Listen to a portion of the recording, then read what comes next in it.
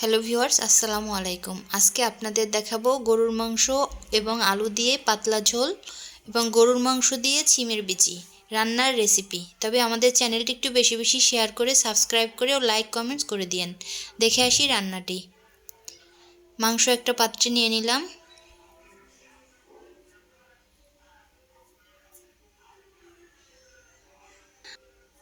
পেঁয়াজ কুচি দিয়ে দিলাম, রসুন কুচি,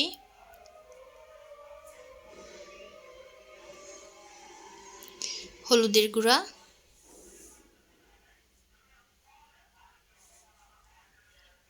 জিরার গুঁড়ি,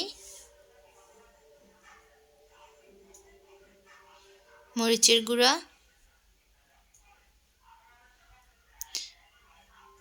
ধনিয়ার গুঁড়া, পরিমাণ মতো লবণ, সরিষার তেল, সয়াবিন তেলও দিতে পারেন, যে যেটা খায় আর কি। আমি সরিষার তেল খাই তাই সরিষার তেল দিলাম। আদা বাটা, এটা ভালো করে মেখে নিলাম, ম্যারিনেট করে নিলাম। দেখছেন, ভালো করে ম্যারিনেট করে নিচ্ছি। ভিডিওটা না টেনে পুরো ভিডিওটি দেখেন, তাহলে বুঝতে পারবেন। আমাদের চ্যানেলটি একটু সাবস্ক্রাইব করে দিয়েন, বেশি বেশি শেয়ার করে দিয়েন, লাইক কমেন্টস করে দিয়েন প্লিজ।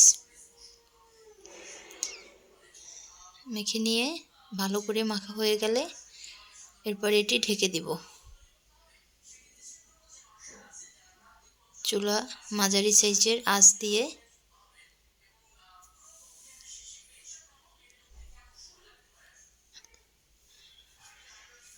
এটি ঢেকে দিব।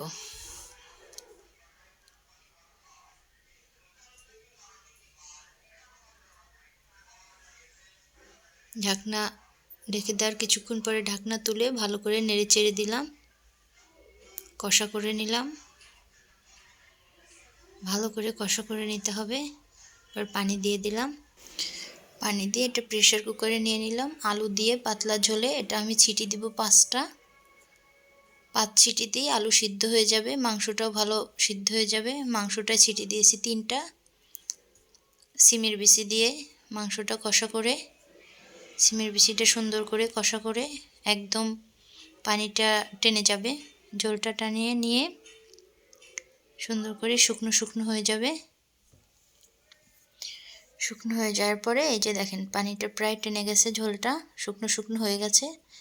এরপর এটাকে ঢেকে দিব। ঢেকে দিয়ে এটাকে ছিটি দেব 2টো। এই যে পানি দিয়ে দিলাম, একটু পানি দিয়ে এটাকে ঢেকে দেব। ঢেকে দিয়ে এটাকে সিমের বিচিটায় ছিটি দেব 2টো ছিটি দিয়েই সিমের বিচি সিদ্ধ হয়ে যাবে। এখন খেয়ে নিচ্ছে।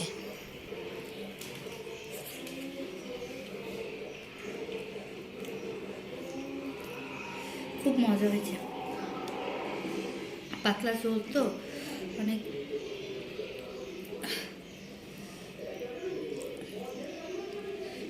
জুসি হয়েছে। তোমার রান্নাটা অনেক টেস্টও অসাধারণ।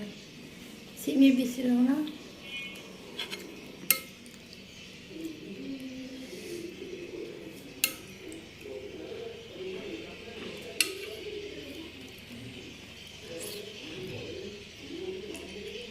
খুব মোলায়েম, খুব মুখে দিলেই গলে যাচ্ছে, আর খুব ভালো সেদ্ধ হয়েছে, খুব মজা।